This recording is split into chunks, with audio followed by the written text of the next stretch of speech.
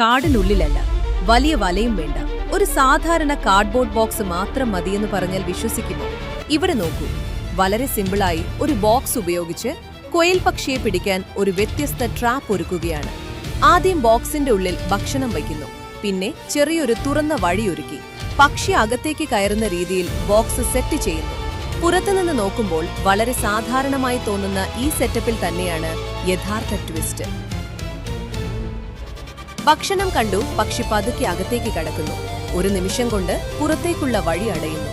വലിയ ശബ്ദമില്ല, ഓട്ടമില്ല, കുഴപ്പമില്ല. വളരെ ബുദ്ധിപരമായ ഒരു ട്രാപ്പ് ഐഡിയ.